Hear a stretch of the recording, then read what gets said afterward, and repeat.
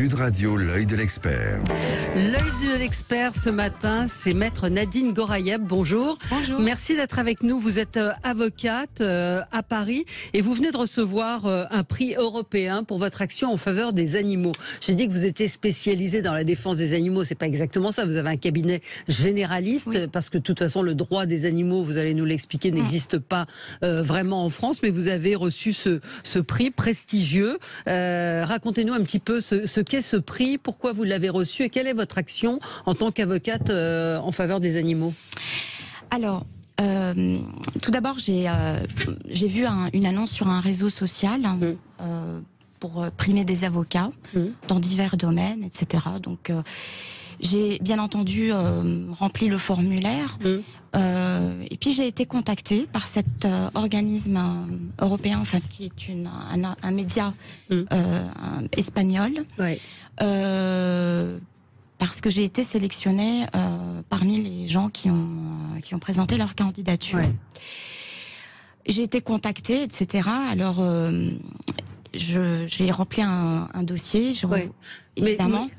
Mais pourquoi est-ce que vous avez justement reçu ce prix? Qu'est-ce que vous avez fait pour mériter ce prix? J'y viens, en fait, ça les a touchés, je pense, le fait que, parce que j'ai présenté un dossier en droit des animaux, je ne savais pas si cette catégorie elle existait.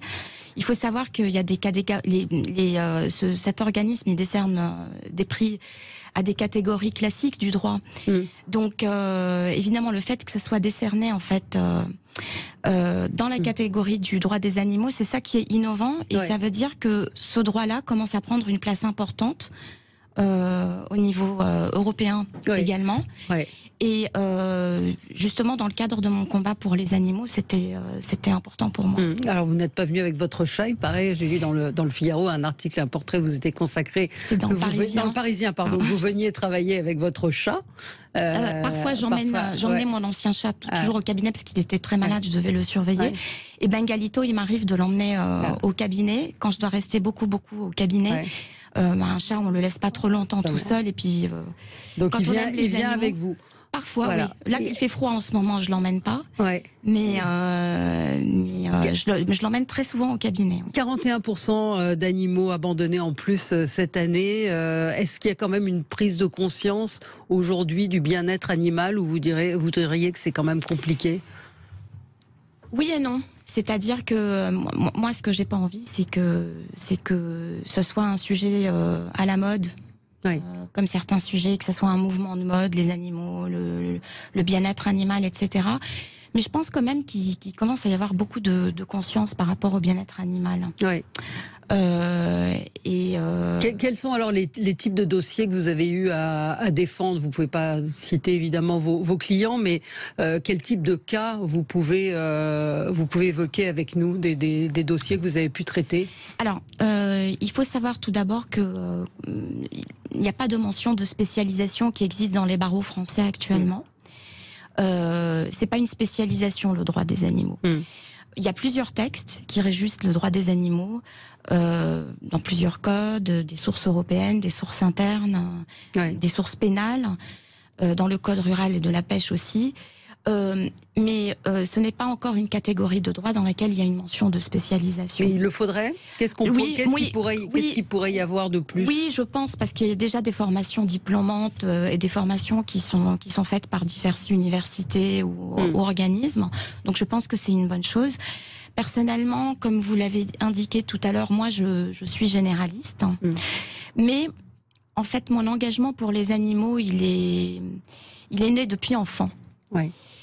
C'est-à-dire que dans ma famille, j'ai toujours été éduquée, et je pense que c'est important parce que votre question, elle va rejoindre ma réponse.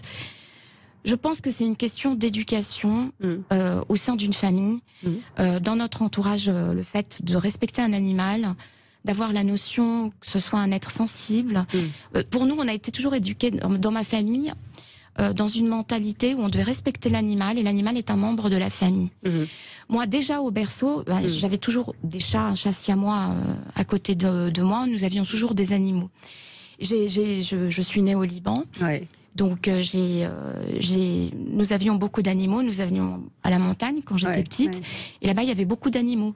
Donc la fibre, pour les animaux, elle n'est pas née d'hier, si vous voulez. Ouais. C'était tout un processus depuis l'enfance et l'éducation. Je pense que c'est une évidence. Je donnais à manger aux chats. Non mais je veux dire, j'ai toujours été appelée, j'ai des amis qui se moquaient de moi, qui me disaient tu es une gattale.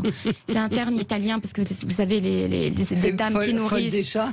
Oui, qui viennent nourrir les chats. J'ai toujours été comme ça à l'affût. Puis au Liban, bon, il y a beaucoup de problèmes même dans le cadre de la protection animale. Donc chaque été où j'allais là-bas, c'était catastrophique pour moi. Mais il y a des articles de loi qui parlent de il y a de la cruauté, il y a des condamnations qui sont faites pour ceux tout à fait.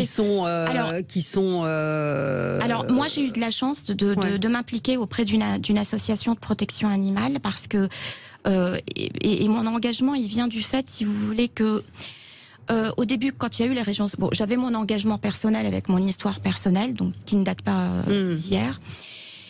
Mais vous savez, avec l'apparition des réseaux sociaux, vous avez malheureusement accès à des images insoutenables. Et c'est comme ça que je me suis dit, bon, il faut que je fasse quelque chose à mon niveau, parce que c'est vrai que moi, j'avais jamais étudié le droit des animaux, j'avais jamais fait ça. Donc je me suis rapprochée d'une association de protection animale. J'ai été membre, et puis petit à petit, il y a des dossiers qui m'ont été confiés. Donc évidemment, j'ai eu des dossiers de mauvais traitement.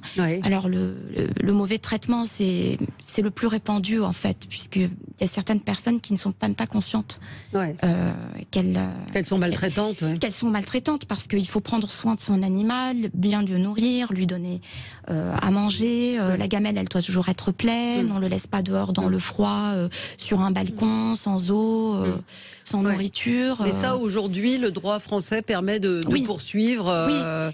De poursuivre les gens maltraitants. C'est une contravention. Mais il faudrait que la loi évolue. On voit qu'il y a des députés comme Loïc Dombreval qui sont extrêmement engagés, qui ont fait bouger les choses. On pense au delphinarium, on pense aux animaux de cirque. Oui.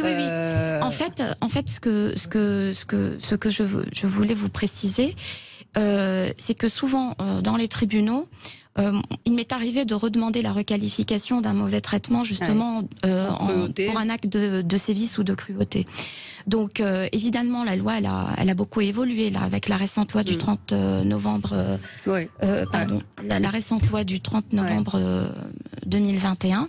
Et je m'en réjouis d'ailleurs, parce que ça touche un certain nombre de domaines. Il y a des nouvelles peines qui ont été créées, etc., des nouvelles catégories. Qui ont été créés.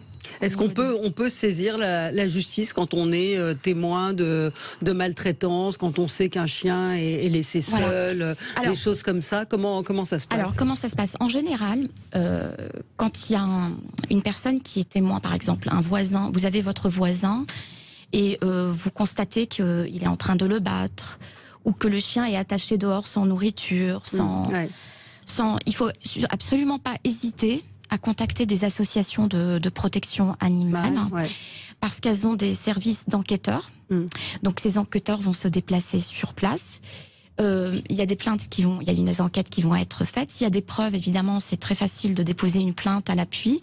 Et puis la police va intervenir, le parquet va se saisir, l'animal il va être réquisitionné, il va être placé. Il y a des choses qui sont possibles. Non, mais bien sûr, il y a des choses qui existent. Est-ce que la justice suit? Est-ce que c'est ça? Est-ce que les peines sont suffisantes quand on voit, on a pu voir des gens qui massacraient des chats justement, est-ce que la justice est assez sévère?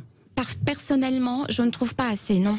Parce que je trouve que parfois, il faut sensibiliser les parquets, en fait, et les magistrats, et c'est tout un travail que font les associations. D'ailleurs, mon prix, je l'ai en tout, pour moi, il va tout droit aux associations et aux bénévoles des associations, parce que c'est eux qui sont sur le terrain. C'est le premier contact, si vous voulez, avec l'animal victime. Et non, à mon sens, il faut vraiment sensibiliser de plus en plus les magistrats du parquet, parce que parfois il y a des plaintes qui sont classées sans suite, donc on arrive à faire des citations directes, très souvent, pour obtenir justice. Parfois il y a des décisions qui sont injustes, réellement.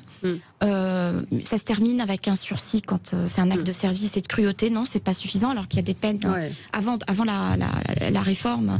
le maximum c'était 30 000 € d'amende et 2 ans de prison. C'était très très rare qu'il y ait de la prison ferme pour des actes de sévices et de cruauté. On peut dire que les choses sont quand même en train de changer, d'évoluer. Oui, mais ce qui me fait peur, voilà, en fait, ce qu'il voulait, c'est bien de créer des circonstances aggravantes, des nouvelles catégories, parce que l'atteinte sexuelle sur un animal, c'est une nouvelle catégorie. Avant, c'était rattaché à un sévice sexuel, à l'article qui était relatif aux actes de sévices et de cruauté. Mais il est impératif que les magistrats prennent conscience que les peines, elles doivent être, c'est pas pour être exemplaires, mais c'est pour être aussi dissuasives, qu'elles doivent être appliquées. Parce que très souvent, il y a du sursis. Très souvent, c'est très rare qu'il y ait de la prison ferme. En général, c'est des personnes qui ont déjà des antécédents. Il y a un problème de peine. Voilà. Et là, il y a quand même eu, avec la nouvelle loi, la création d'un fichier. C'est l'association Stéphane Lamar qui avait préconisé la création de ce fichier pour répertorier des personnes qui étaient interdites de détenir un animal ou de travailler avec un animal, par exemple. Et donc, on peut dire quand même que les choses semblent s'orienter, être dans le bon sens, avec des gens comme Loïc Dombreval, comme la Fondation Brigitte Bardot, qui aussi réagit à chaque fois. Tout à fait. Et il y a une prise de conscience. Tout à fait. Ce qui est d'extraordinaire, c'est que les associations sont très impliquées dans l'évolution législative, parce que elles sont souvent à la source du législateur, et naturellement Loïc Dombreval, que je salue au passage, a fait un énorme travail.